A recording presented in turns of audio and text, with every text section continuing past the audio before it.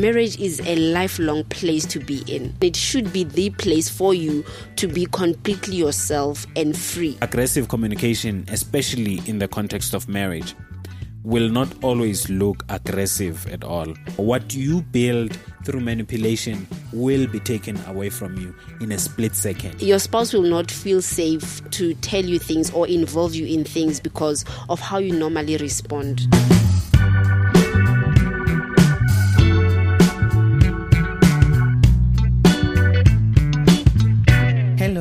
Hello everyone. Welcome to Finding Beauty in Marriage, your podcast for all things marriage, where we build beautiful and fulfilling marriages. My name is Innocent B. Maluka, and as always, I'm not alone. I'm with my beautiful co-host and my wife, Matapelo Maluka. Say hi, Sugar. Hello everybody, thank you for joining us again today, and likewise, I hope we have a great time together. Yeah. So before we start today's episode, please remember to like, share, comment, and for those that haven't subscribed yet, please subscribe. Also, can you please tell us where you are listening to this from? Are you driving to work? Are you cleaning? Are you cuddling with your person? Whatever is it that you're doing, let us know in the comment section. Yeah. So my wife was asking me why do we really want to know this information not so long ago. And I was telling her that if we have a lot of cuddlers, perhaps we can change the background music, to make it very suitable for cuddlers. And if people are really just cleaning their houses while they're listening to this, we'll play maybe piano. We'll put some upbeat music to give you some oomph. So in the last weeks, we've been talking a lot about communication. We've covered quite a lot of information regarding communication, just so we can make sure that every information that we bring into this platform, the couple can take it and use the communication skills they've learned from this platform to discuss those things, right? So today we are closing off the subject of communication. And as mentioned before, it is more important how you say what you need to say than it is what you are saying, right? And how you communicate your needs and feelings determine how you are received. Now, if there's one thing that I truly, truly love about marriage, is that marriage is usually the training ground for many things that pertain to just life in general. This is why you will usually find that people who strive to make their marriages a success also succeed in every other part of their lives. And one of these training grounds is in the area of communication, and that's why we've been talking about communication for 3 episodes, I believe. Because we believe once you get your communication right in your marriage, everything else seems to just fall into place, because communication is key to everything that we do in our marriages. Now, once you've figured out how to communicate in your marriage, you'll notice that communication in any facet of your life becomes much easier. So today we'll be looking into the different communication styles that we find in marriage. Like we said, all these can be applied anywhere else in your life. They don't just apply to marriage. These are just general communication styles that you find anyway. We'll be looking at what they are and what makes them what they are. And without further ado, what's the first one? So we start with passive communication style. When you are a passive communicator, you are someone who avoids expressing your opinions. You avoid expressing your needs and your emotions, and you often prioritize your spouse's needs and opinions and values over yours. A passive communicator won't tell their spouse that they are hurt by what they said to them because they are worried that expressing their feelings may hurt their partner. They tend to hope that their partner can tell what they are feeling without them having to say it. So passive communicators lack assertiveness and are unwilling to confront conflict or express personal boundaries because they are trying to avoid discomfort or the guilt associated with speaking up for themselves. So let me give you examples of passive communication. You think to yourself, I wish my husband could help out with the kids more. instead of just asking them because you are worried about bothering them. Yeah. Or you say to yourself or to them, it's fine, I guess, when you know it's not fine. Yeah. But you are rather avoiding saying it and confronting the situation. Yeah. So passive communication in marriage can hinder healthy communication and connection between the partners. When one or both partners consistently avoid expressing their needs or desires or concerns, it can lead to misunderstanding. Yeah. It leads to unmet expectations and it leads to resentment. Yeah. So this lack of assertiveness can create a dynamic where issues go unaddressed, because you are sitting with things you don't want to say them in the fear of hurting your spouse, right? Yeah. Issues go unresolved and potentially leading to a deeper rift in the relationship over time. Yeah. It is important, therefore, that couples cultivate openness in the relationship. They cultivate honest communication and to actively listen to each other's needs and concerns to maintain a strong and healthy marriage. Yeah. So I feel sad for spouses that are passive communicators because they have imprisoned themselves in their marriage by not expressing themselves. Yeah. The thing about marriage is that marriage is a lifelong place to be in. It should be the place for you to be completely yourself and free. Yeah. For me, it is a painful imagination to think of someone denying themselves the things they really want simply because they are afraid or they cannot say it. Yeah. Marriage is a place of openness, vulnerability, transparency, and nakedness. The world will not offer you this opportunity, but marriage does. Yeah. Or it should. Yeah, right? It should. So take the opportunity to express yourself wholly and fully. Awesome. Yeah, I like what you said about passive communication. The fact that passive communicators avoid expressing their thoughts and feelings.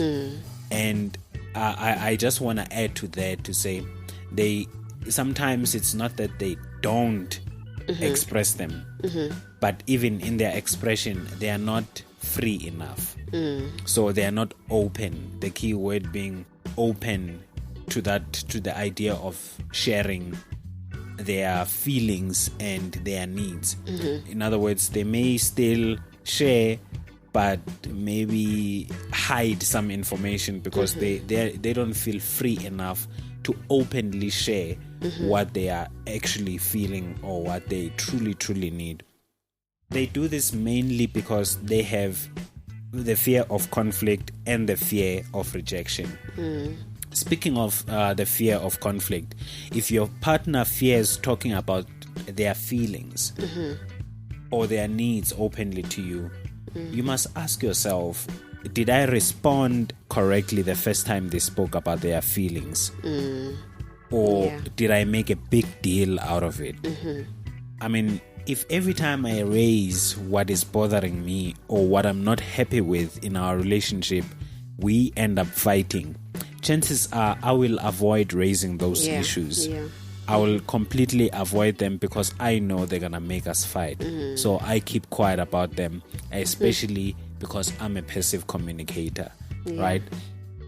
The second thing is they fear rejection.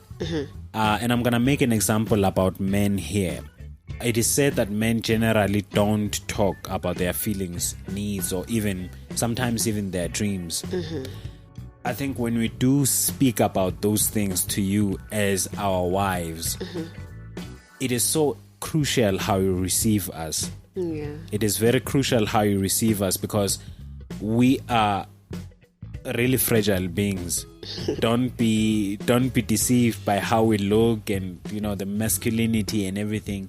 We are very fragile beings, especially when it comes to going deep into our feelings and bringing them out. So when we get to do that, just know that it already took quite a lot to bring it out. And when we get there, it's so important that you receive us very gently and be kind to us whenever we share those kind of feelings. When a man shares or when a man tells you how he feels, he's not always asking for help. right? Okay. It's not always asking for help. They are crying out for just that acknowledgement. For you to just acknowledge that their feelings are valid and they are not being crazy. And this is what we spoke about last week. We need to be always ready to validate our partners. And this is one example that I can use. When men speak, women need to be able to acknowledge those feelings and let them know that they are not being crazy. It's understandable, so that you allow your men to be able to come to you again next time, rather than shutting them down, because once you shut them down, chances are you've shut them down forever. And they may not come back from that. So I agree with you. Passive communicators will suppress their own needs to prioritize the needs of others, mainly to maintain harmony in the house or to maintain harmony in the marriage, especially when they feel like what they want to communicate may cause conflict or may cause for them to be rejected. They will definitely keep quiet about it. And I think an example, you mentioned some examples, but another example would be, you normally do this, you would call me and then I will respond and then you say, never mind, I figured it out, but many times I notice that sometimes you figure out that I'm studying, so you maybe think in your mind what you wanted to do can wait, and I think that's an area where you become passive and say, you know what, let him study. When he's done, I can ask him to do what I wanted him to do, But the problem with outright passive communicators is that they never come back out of it. It's always being passive and passive and passive and passive. But what that would do is it will lead to frustrations. It will lead to resentment, as you've mentioned. It would lead to unmet needs over time. And it will also result in one partner feeling unheard and unappreciated. So I just want to talk about how to avoid or to correct passive communication in marriage. Couples can take proactive steps like, number 1, practice assertiveness. Encourage each other to express thoughts, feelings, and needs openly and directly without fear of judgment and criticism. Number 2, active listening. Focus on truly understanding each other's perspectives without interrupting or assuming. Repeat back, we said this in one of our episodes, repeat back what your partner says to ensure that you understand. Number 3, create a safe space.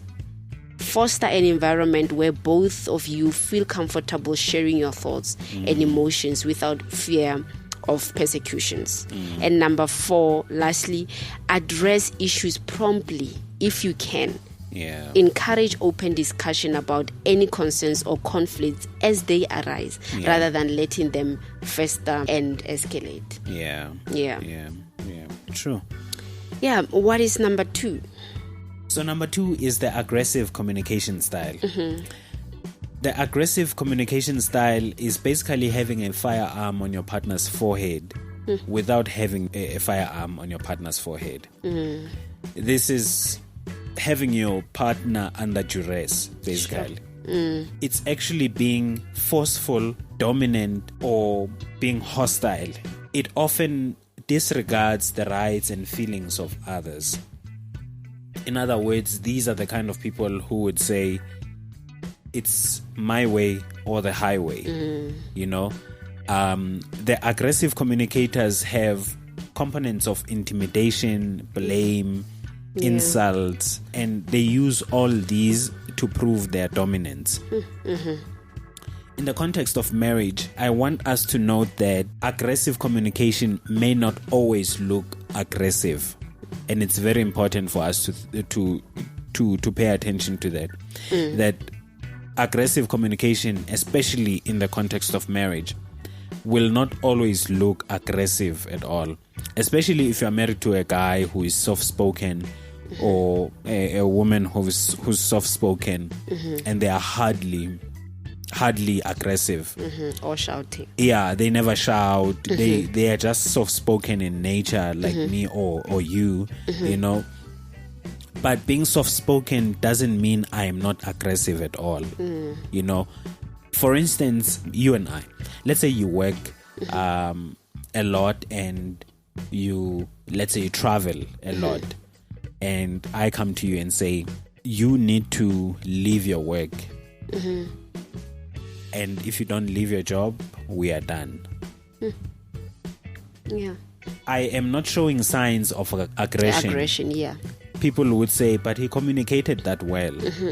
But if you really pay attention to what I said, it carries intimidation, which makes it an aggressive style of communication. Yeah. It's easy for me to get away with that because I didn't come across as aggressive. But it's in the words. In the words now, the aggressive style shows up because what I said carried intimidation. Okay. And that intimidation is really aggression. You know, I can be as soft-spoken and heavy on my chest while I say that, you know, but I am aggressive. And people need to be able to pick up when someone is being aggressive and they're just hiding it. Sure. You know, people who use the aggressive communication style, they use it because it can lead to immediate compliance. Okay. When once I intimidate you, chances are you are going to agree with me now. You know, and that's what they want. Yeah. Although the aggressive communication style may help individuals get their needs met in the short term, it does that at the expense of your marriage. So never use the aggressive communication style.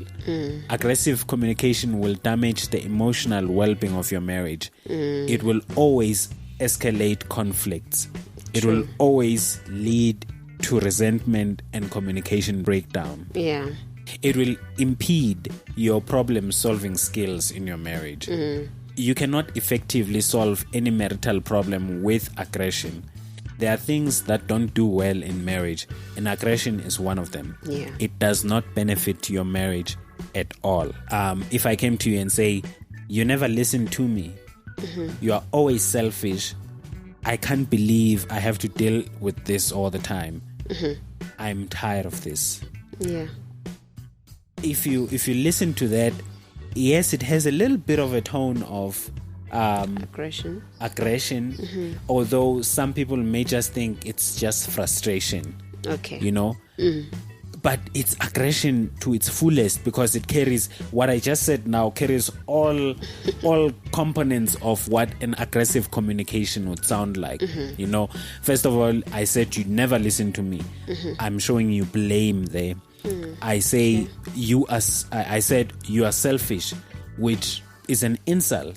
You know, aggressive communication carries insults as well. Name calling is a form of aggression or aggressive communication style. Yes. I said I can't believe I have to deal with this all the time. I'm tired of this. This is me intimidating you. I'm saying I'm tired of this. Now you don't know if I'm tired of the situation. I'm tired of you. Tired I'm of tired the of marriage. the marriage. Yeah. You know, you don't know what I'm tired of. And it's just mind games that intend to intimidate you so you can succumb to what I'm desiring at that moment. But it never does anything good for our marriage. Sure. That's scary. Yeah. So what aggressive communication does for the marriage basically is to damage it. Yeah. Right? And it causes, number one, feelings of disrespect. Yeah. Where your spouse feels disrespected by you because of how you speak to them. Yeah. You may not be shouting, as I've learned now, but how you speak to them may make them feel disrespected. True. Number two, lack of connection. Aggressive communication will greatly affect your intimacy at any level. It will. I mean, if we do not connect, we cannot be physical. It will be difficult for us to be physically intimate. True. It will be difficult for us to be mentally intimate, emotionally intimate, and spiritually intimate because it causes a disconnect. Yeah. And lastly, it creates secrecy. Yeah. your spouse will not feel safe to tell you things or involve you in things because of how you normally respond to them when they do involve you in things. One needs to be self-aware. Self-awareness is really, really important if you want to change and address aggressive communication. You need to commit to change. Yeah. It will not just happen, but you need to commit to changing. And you need to commit also to open dialogue, right? Because it's your way or the highway. You are the one who's always talking, But if you want to change that communication style, you need to be open to dialogue. There needs to be a mutual understanding between the both of you. Because with aggressive communication, it is your way, like I've been reiterating. So there's no mutual agreement and no mutual understanding. It's one-sided. And I think with this kind of communication style, I would suggest that you potentially seek for professional help, because what it will do, is going to help you learn healthier communication skills. And I think some of the proactive steps that one can follow is to recognize the pattern. Acknowledge and take responsibility for any aggressive communication pattern within the relationship. Talk about these and make a resolution on how to address them going forward. Number 2, you communicate calmly. You practice expressing your thoughts and emotions calmly and respectfully.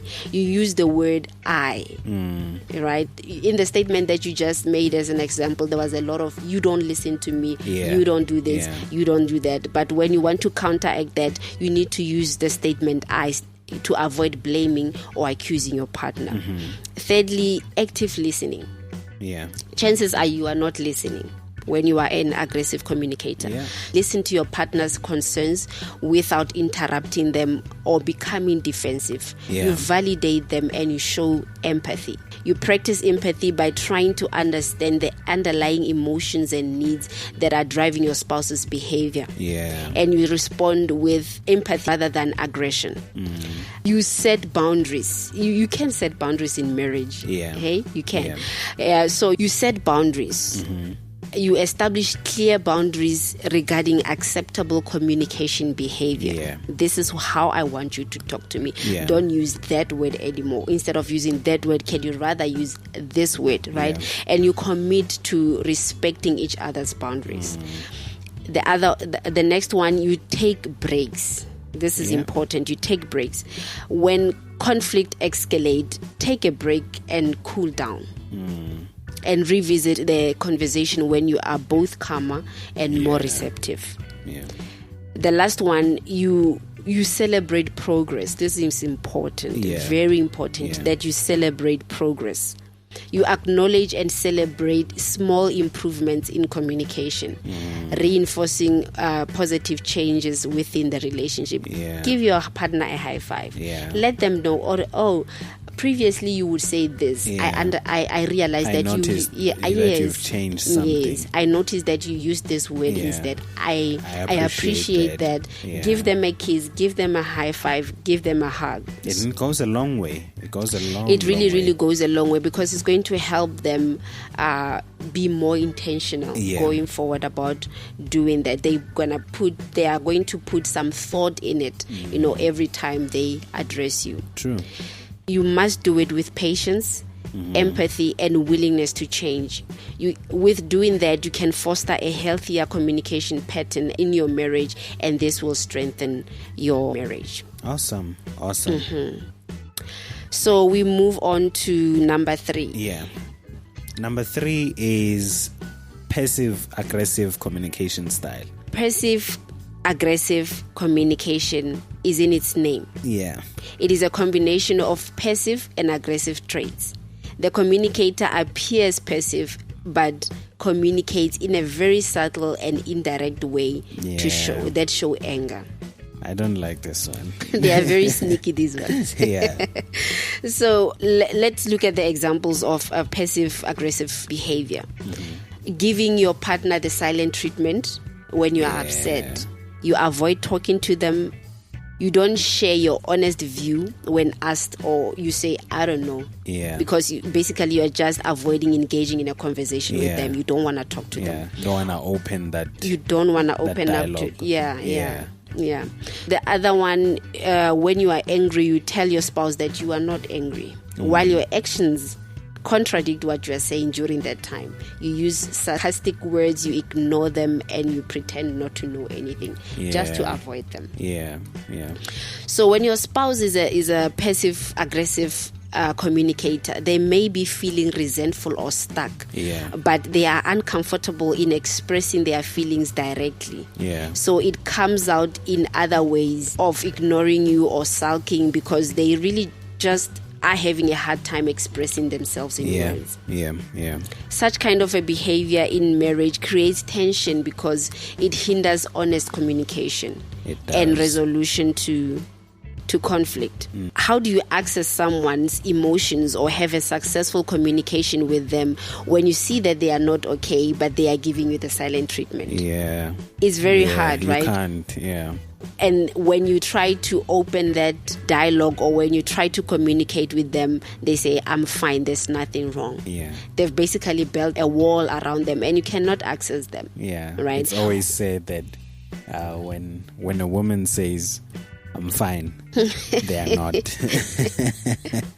About mission. They're not. So they use words like that, right? And over time, this behavior can erode trust and intimacy between partners, and it leads to increased frustrations and dissatisfaction in the marriage. True. I like what you said as well, especially with regards to sarcasm. Because if there's one thing about passive aggressive communicators, is they use sarcasm a lot. And the thing about sarcasm is that it creates confusion. It does. Because the true feeling and intention are not really communicated. In fact, you find that due to sarcasm, the opposite is communicated. And let's say it's my day to wash the dishes, like the Fridays, Saturdays, and Sundays, and then I decide not to wash them on Friday or Saturday, and then they pile up. So instead of you coming to me and telling me how you feel about the clutter in the kitchen, because you are a passive aggressive communicator, you would come to me and say, I see we have Mount Kilimanjaro in the kitchen. You said nothing about the dishes. So your true intention is not really communicated. And this happens a lot with couples as well. You find that the real intention of what they truly feel or what they truly need is not communicated. So the other person, especially if it comes from a woman to a man, we are not good with clues. So you saying, you don't read in between the lines. So you saying there's Mount Kilimanjaro in the kitchen doesn't help me at all. And it leaves you even more frustrated. Because I probably won't be doing what you want me to do by telling me there's a Mount Kilimanjaro in the kitchen, instead of you just saying, no, dude, the dishes are just piling up now, and you're gonna cause a lot of, what do you call those, cockroaches and stuff. You're gonna cause those if you don't wash the dishes. It's easier for you to communicate it that way, to say, please wash the dishes because there are going to be cockroaches if we don't, than coming to me and being sarcastic and saying there's a Mount Kilimanjaro in the kitchen. One that I've heard, another example that I've heard is when a couple hasn't had sex in a while. You hear one of them saying, I think I've gone back to being virgin. Instead of communicating what they want, they just say, I think I've gone back to being virgin. And this is what happens when you are a passive aggressive communicator. You are so aggressive, but you do that aggression passively. It's not a direct kind of aggression. So a lot of people around you, they probably won't notice how aggressive you are. But it doesn't take away the fact that you are aggressive, right? You are just doing it in a very subtle manner. Yeah. The other thing that passive-aggressive communicators do is they give backhanded compliments. Now, backhanded compliments are compliments that intend to hurt you, you know. And remember, these are compliments that come from a passive-aggressive person. He or she knows what they want to do or what their intention is. You may not pick it up, but when you sit down and think about them, you notice, man, they dribbled me here. This person here really hurt me, and these hurt a lot. So don't ever use them. An example of a backhanded compliment is, let's say your spouse spends the whole day preparing a nice meal for you, you know, and you come home and say, "I'm so impressed. You cooked dinner without burning the house." You know, it sounds like you are impressed. Yeah. But if they sit down and think about this, they'll notice that you actually added to the compliment something that actually hurts. You know, it means every single time they cook, they burn the food or they burn something. The pot. Yeah, something has to burn. The cloth. You know? Yeah. And it's not a nice way to compliment someone. I'd rather just say the food is delicious, thank you so much, and that's the end of it. And eat. You know, and eat with peace. I will tell you this, backhanded compliments will erode your partner's self-esteem. Every single time you give a backhanded comment or a backhanded compliment, it will erode your partner's self-esteem.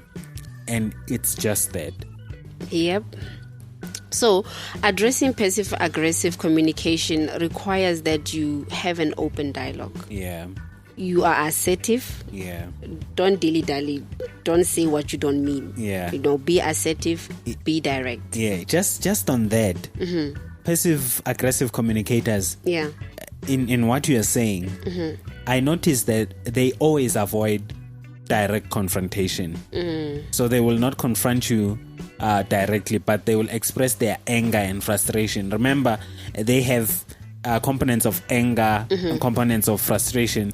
They will express those. It's just that they will not do it directly. So if they want to punish you, they will punish you. You just won't know where it's gonna come from because they won't be direct with you. You know. So these ones are very sneaky. Yeah. So addressing passive, like I was saying, communication requires that there be an open dialogue. You are assertive and you commit to resolving conflicts constructively. Yeah. Number 4, manipulative communication style. Yeah. Now, this style of communication is when a person is cunning, deceitful, and want to control the situation or their partner. Yeah. Manipulative communication has 2 connotations to it. One, it involves emotional abuse and lying. And the other one is being clever and crafty. Yeah. But really, whichever one it is, it should not be used in marriage. Doesn't help. It does not help marriage at all. Yeah. It will not benefit the marriage because manipulation at the end of the day, it just destroys the marriage. Yeah. When you should rather be building with your spouse. And you're glad you're married to me, Mar.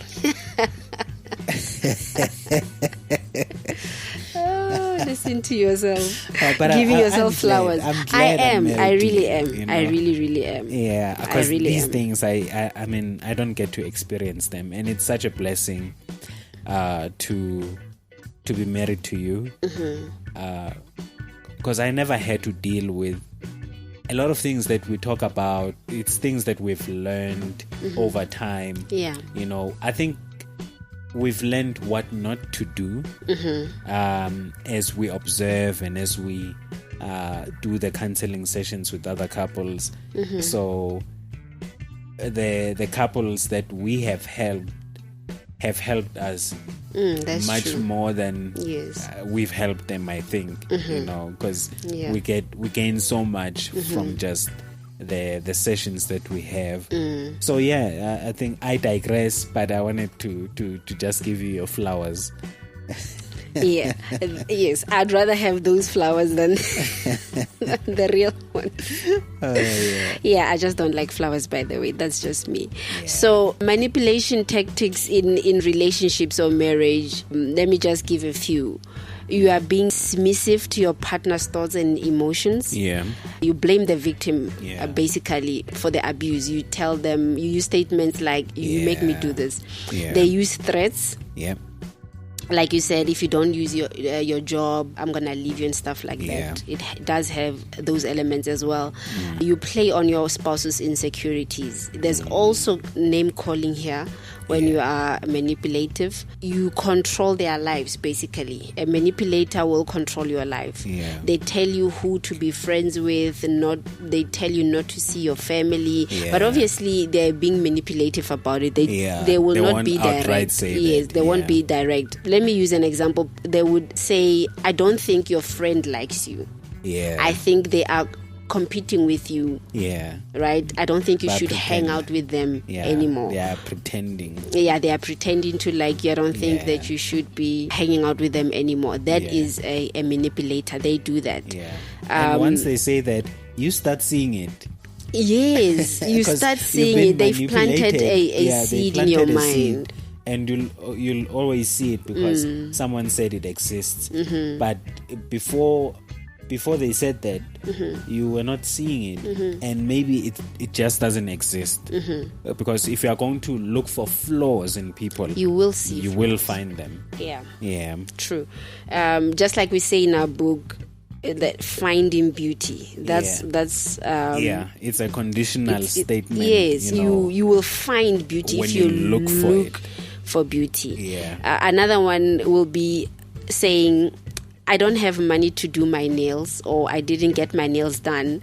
I hope I don't look basic at this dinner party. Yeah. You are firing Oh, shots at your spouse and wanting them to feel bad for not Yeah. giving you money to do your nails. Whereas you could have Yeah. just asked for money. Yeah. You know? One that I don't like is when someone says, other men do this. Sure. And then now you don't know what to feel now. Am I not a man? What is happening? Oh, you know? man. Yeah. So it's just a way of manipulating. Yeah. So manipulative communication can have several detrimental effects on a marriage. Yeah. It erodes trust. Yeah, it does. It creates a very toxic environment, right? When people say that I'm in a toxic relationship, Yeah. chances are the other one is really manipulative. manipulative, yeah. And it leads to emotional distance between the partners. Yeah. It can also result in power imbalance in the relationship, where one partner feels controlled or manipulated by the other one. Yeah. And ultimately, it just undermines the foundations of a healthy relationship, Yeah. which are mutual respect, trust, and open communication. Yeah. And like you said, I totally agree. Manipulative communication always leads to a toxic and abusive marriage. Yeah. If you are being manipulated, you are being abused. It's Sure. It's Yeah. just that. Sure. You know, manipulation says, I own you.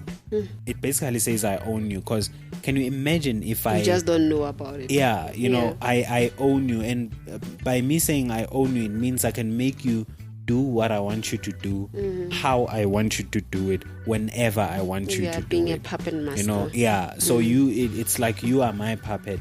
I own you, instead of being in a relationship where we have mutual respect for one another and we treat each other as equals. You know, manipulation has no space for equality in marriage. If I'm manipulative and you can be manipulated, it means I'll make you do things that you would not otherwise do in your normal state. Yeah. You know, which makes you a puppet.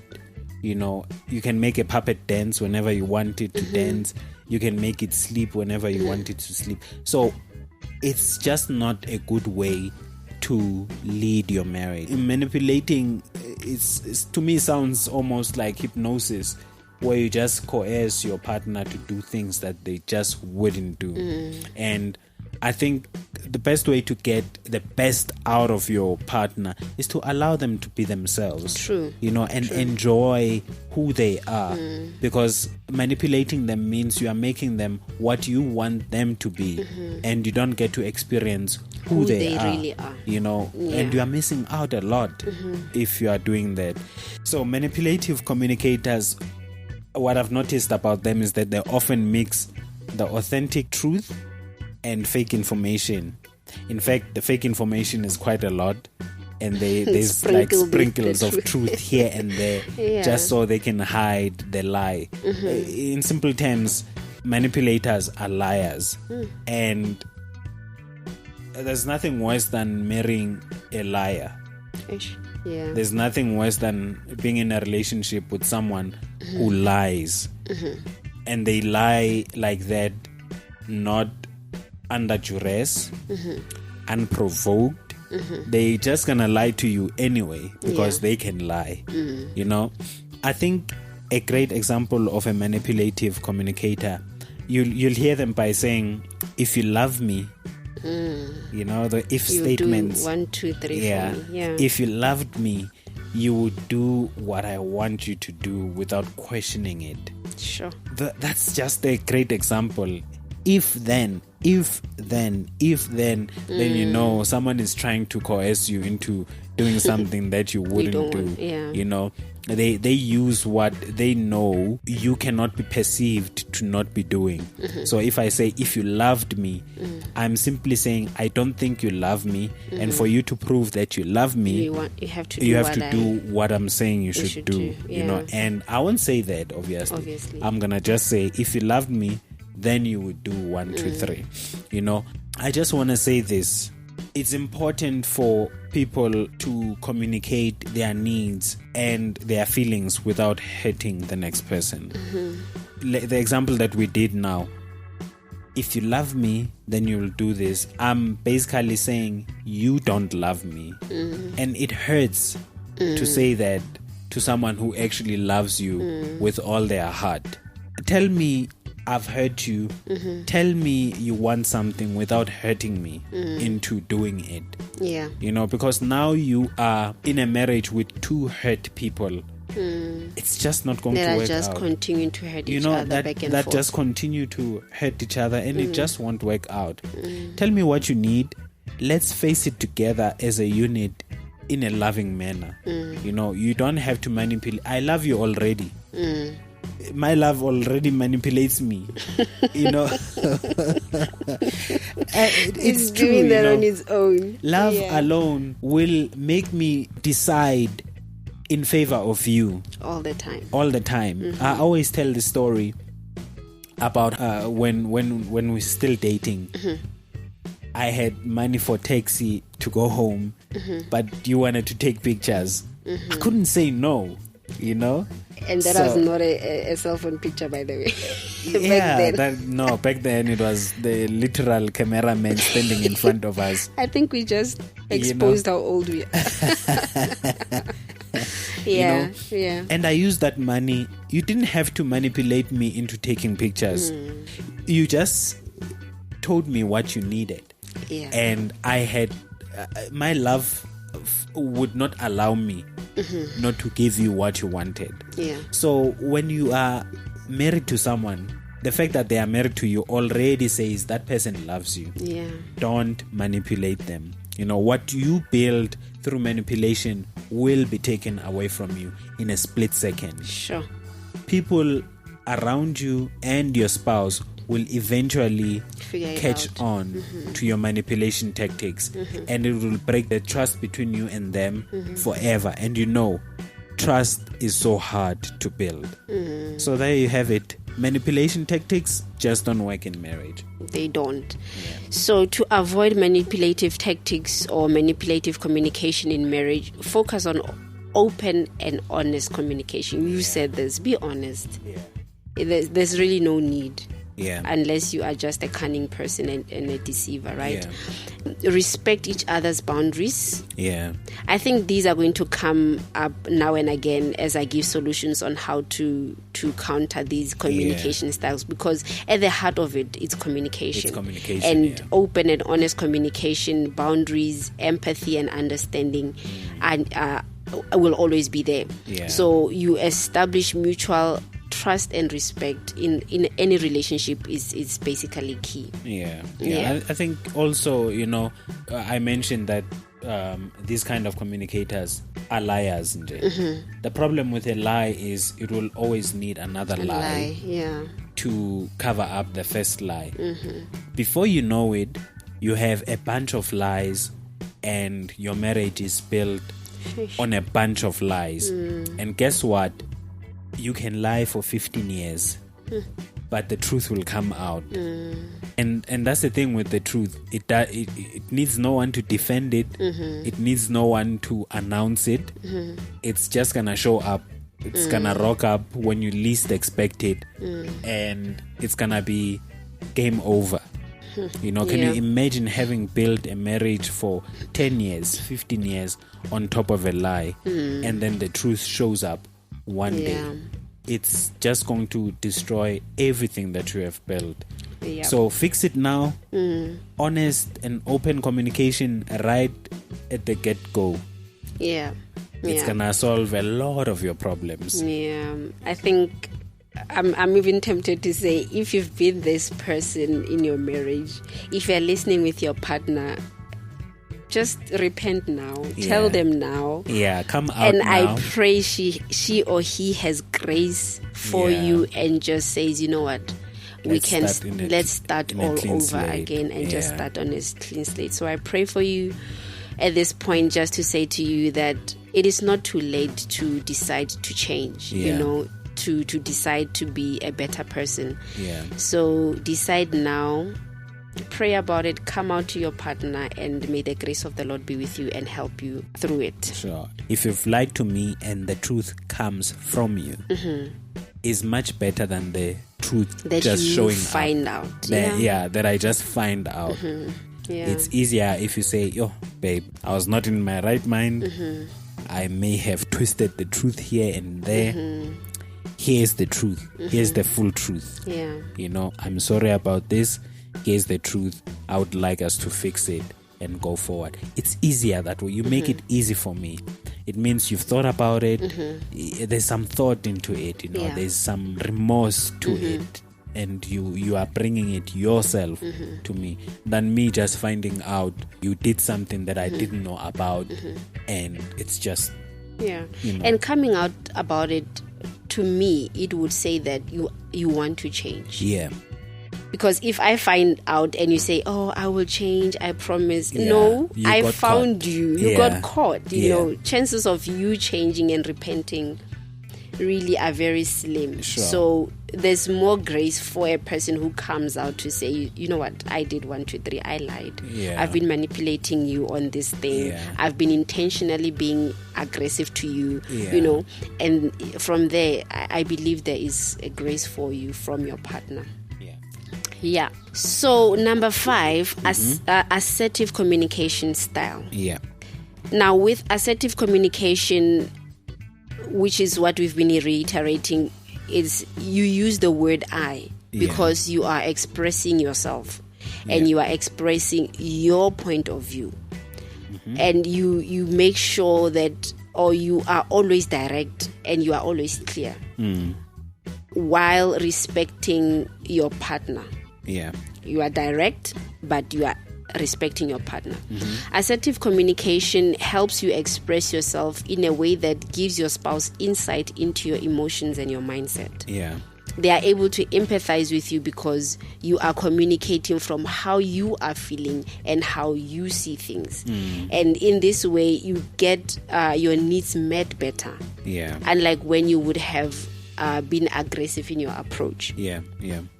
Assertive communication helps minimize conflict because you using the I statement basically says you are talking about yourself. You are not talking about your partner. So them being defensive or having the need to attack or be aggressive or defensive, like I said, is diffused. Because you're talking about yourself. It's not you, it's I. This is how I feel.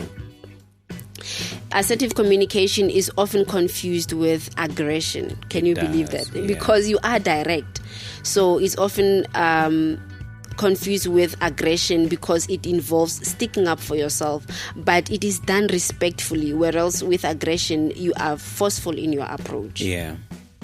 So aggression in itself, it damages the relationship because you indicate that your needs matter most, whereas with assertive communication, it strengthens the relationship because you consider your spouse's needs as well as your needs. So assertive communication positively impacts the marriage in several ways. Number one, it enhances understanding. It promotes clear and open dialogue. It helps couples to understand each other's perspectives, their needs, desires more effectively. Number two, it is respectful interactions. Assertive communication fosters mutual respect as both partners feel heard and valued without resorting to aggression or passive behavior. Number three, conflict resolutions. Assertive communication enables the couple to address conflicts constructively, leading to more effective problem solving and the resolution of issues without escalating tension. Number four, I think, healthy boundaries. It encourages the establishment of healthy boundaries within the relationship, allowing both partners to express their individuality and maintain personal autonomy. The last one, increased intimacy. Marriage is all about intimacy, man. Marriage is all about connection. Marriage is all about bonding. So by fostering honest and respectful communication, assertive communication can deepen emotional intimacy and strengthen the bond between partners. So I just want to give a few examples of what assertive communication is. Let's say you use statements like, I may be overly sensitive, but can you please not use that word? Instead of saying, you always use hurtful words when talking to me, right? You know how we tend to exaggerate when we want to point out another person. You will always hear statements like always. You always do this. You always leave it there. You always leave it there. I always have to pick it up from. That's what happens. Another one, I'm not happy, or I don't like, or I'm disappointed in the way that this was handled. Let's see if you can rectify it or fix it. Instead of saying you handled that poorly, fix it. Right? Marriage is teamwork. One's blunder is the blunder of the marriage. Both of us, and we come together to figure out a solution. True. So the last one, let me just put in the last one here. I wish you would have told me this before, when you first found out, so we could have talked about it before. Instead of saying you always go ahead to do things without talking to me first and you tell me after. I like the I statement. Assertive communication really is about me being direct, and it has nothing to do with you. So that's where the I statements come in.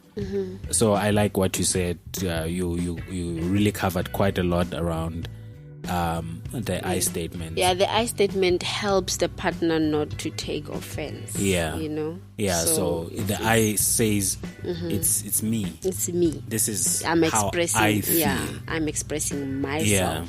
This is how I feel, and it's not you. I like the assertive communication style because while expressing my feelings and needs in the clearest form I can, in the most direct way I can, in the most respectful manner I can, I am still considerate of how you feel. In other words, assertive communication says, this is what I want or this is what I need, but I'm willing to hear what you have to say or how we can reach a compromise, or mutual understanding. Or a mutual understanding.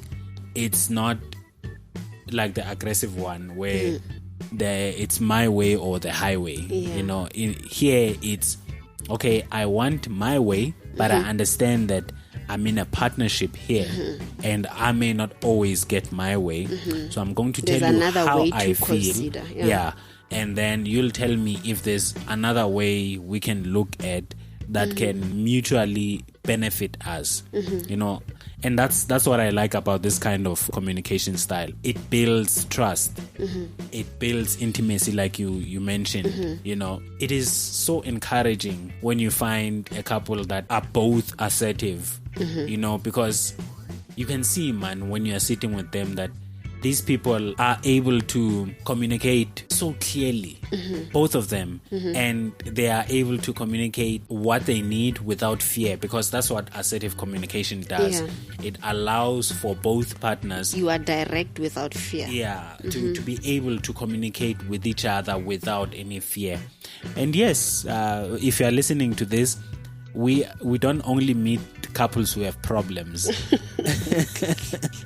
We do meet couples who just have it in. I remember the couple we did. I can't say their name, obviously. I think they were doing the premarital counseling. And they were just we were on so point. Happy with we were them. So happy with them, because they know how to communicate their needs. They had it on lockdown. They spoke so well to one another. They were both soft-spoken. Not that it's a requirement, but they were just able to communicate assertively what they wanted, how they felt, what they needed. They were vulnerable. They were transparent. They were transparent. They cried with each other. It was just so nice to see that happening, because it's what we hope to see in marriages. That's how assertive communicators communicate. They are direct. You can ask me to do something now. I don't have to prepare speech for me to do you don't have to think, what is he gonna say? Go to the mirror and figure out how you're gonna say it, how you're gonna phrase look at your body words, language, your eye contact. But I also just want to mention that for many men, they struggle with receiving assertiveness. And I just want to speak to men on this. Many men mistaken assertiveness from their women for disrespect. You'd hear them saying, how can she be so direct with me? Who else is she supposed to be direct with? And they perceive this assertiveness as being disrespectful, because although we desire respect, many men still can't define what respect means to them and what respect should looks like to them. Because we grow up knowing a man must be respected. And then you ask them, and we have no idea what that looks like. And I think each and every man must just sit down and think about what does respect mean to me. And once they've defined what respect means to them, they must also define what, on a practical level, what does it look like. Once you have those two things figured out, then you need to go to your woman and communicate those. One of our sessions where the man just kept saying, I'm disrespected. We kept hearing it so much, and I asked, what do you mean? You know, and he couldn't. He's like, I want to be respected. And we asked him practically, what does it look like? What does respect mean to you, and what does it look like? He couldn't. He just said, I want to be given my place as a man in the house. And we asked, what does it mean to be the man of the house? And he couldn't answer us. It just says to you that men have been told they need to be respected. But when you ask them, what is respect? They can't say it. Yeah. And I do think we do have that innate need to be respected. But yes, we don't take away that fact. We have established that. We do need, but you I can't think every go man, around, I need to be respected. I need to be give me respect in the house. And what you're like, does it okay, we look are like? prepared to give it to you. What does it look like? Exactly. And that's And where, you don't know. we do desire to be respected, but we don't even know what that respect should look like to us. So even when you give us respect, how you know it, we don't know if that's still respect, because to us, we haven't really defined what fits within the confines of respect for us. So it becomes a huge problem, you know. So define what respect means to you, and define what it should practically look like, and then you'll never have a problem with identifying respect in your home, because you'll have communicated it, you've verbalized it, and the people around you, your kids, your wife, and maybe your family, they understand what it means to respect you as a person, as an individual. Yeah, you are frustrated with being disrespected in the house because you haven't communicated it. You know, you just know that as a man you need to be respected. And when your wife does not do that which you want them to do, you become frustrated with them. So it is important to say what you want. Yeah, definitely. So that's what we struggle with as men.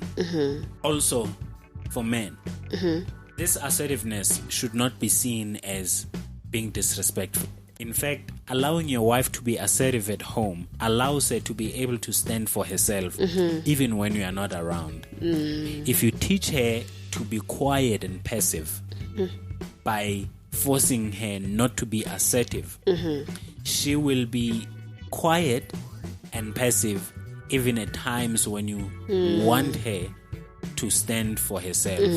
Let's take an example where you are sick and you can't do anything. You are bedridden. You can't even talk. This is when you want your wife to stand up and take a place, you know, and be assertive. And if you haven't taught her how to be assertive with you, or allowed, or if you haven't allowed her to be assertive with you, to be assertive at that moment, or when you were fine, it will be so difficult for her to suddenly become assertive because you are sick, you know. And this spills over. She's prone to abuse at work. With her friends, with family, you know. Yes. And I believe that when you allow her to be assertive, it doesn't only help her to stand for herself only when she's with you. You know, like you say, it helps her be confident in herself everywhere, every part of her life. You know, because at work you are not there to defend her. She needs to be able to speak for herself. If she's frustrated, she needs to be able to speak and not hide it, because she has been taught from home to be passive all the time. And I noticed also that you said it's also confused with aggression. You know, I also want to add that some individuals may perceive assertiveness as being confrontational. You know, but it's not being confrontational. It's just knowing what you want and communicating it as it is, while you're still being respectful of the people who are around you. So as long as you're not aggressive, as long as you are still respectful, as long as you are direct, you can't be possibly confrontational. You are just being assertive. And the people who think assertiveness is being confrontational, it's those who are accustomed to passive and aggressive communication styles, you know, because they're just used to people being passive around them. They're just used to people being outright aggressive, you know. So if you are not either of those, they think you are just being confrontational towards. In a nutshell, assertive communication creates a supportive and collaborative atmosphere in the marriage. Yeah. Where both partners feel empowered to express themselves honestly and work together to nurture a very fulfilling relationship. Yeah. Okay. So maybe the question that you have is, which communication style should you use for your marriage? Honestly, we don't know. We don't know. Remember, the idea of this podcast is really to give you information that you can use to build your marriage. But we don't want to be the decision makers in your marriage. The marriage is yours. Yeah. You decide how best to live it. We do a combination of a passive and assertive style. Remember the example that I made. When I'm studying, my wife goes into a passive mode just so she can allow me to finish what I'm doing, and then she can get assertive immediately when she sees I'm done. Then she goes assertive, and then we can do whatever she wanted me to do. Right? Yeah. We always do that. We either are assertive or we are passive, but we don't stay passive for a long time. Yeah. So it's about getting into a passive mode when you need to, when you have to. Yeah. You know, at that moment, just to allow for things to flow in the marriage, and then get back into being assertive. Yeah. So as we've communicated, we do a combination of passive and assertive style, but it's important that we know what makes up the rest of the communication styles so that we don't fall trapped to them. You should know by now, nothing in marriage is one size fits all. Each marriage must decide what works for them. However, it's information like this that helps you be able to decide with an informed mind. Today, we are wrapping up communication. Yeah. And the reason we dwelled on it for 3 episodes is because communication is, like you said in the beginning, it is the bedrock of every relationship. Yeah. If people get it right on communication, relationships will not be much of a struggle. Yeah. Because at the center or the heart of all contention in relationships and marriages is ineffective communication. Yeah. If we know how to successfully communicate, we will reach deep levels of intimacy in our relationships through empathy, through openness, transparency, vulnerability, and nakedness. Yeah. So if you haven't, I don't want to say mastered, but if you are not yet comfortable being open with your spouse, being transparent, being vulnerable, and being naked with them, it means then you are still very much struggling with effective communication, right? So you need to work with your partner to see how you can achieve these things that I've just mentioned. Yeah. And when you have these things, it is a recipe for a very, very successful and beautiful marriage. Yeah. So with this being said, all the best, guys. Yeah. Do what you can. Do your best. Yeah. It takes two people. And you will honestly have a beautiful marriage. Yeah. I wanted to say it takes two people. You know, it takes both the man and the woman to be intentional about making communication right. If one of you is working on it and the other one is not, it never bears any fruit. You know, you can still upgrade yourself as a person. You can still, become better at communicating as an individual. But it doesn't help being a better communicator when you have someone who's just not even trying. So we hope these podcasts, you are not listening to them alone. You involve your partner in them so that this information is information for the both of you, and you have something to start talking about. You have something to start that conversation around communication and say, hey, what can we fix? Where can we improve? I'm reminded by a couple at one time when we had a seminar and we did what we call a heart-to-heart session where we allow couples to talk. Yeah. And after the session, she came to me like, my relationship was fine. Yeah. Oh, yeah. My relationship was fine until I attended this thing. So it shows you that people don't talk, right? People think that they are okay because they are just talking. In a autopilot and cruise control relationship until someone says, hey, actually you guys are not talking about what you need to be talking. Talking is fine, but what you need to be talking. Yes. So I hope these podcasts are really, really helpful in terms of pointing to you what you need to talk about.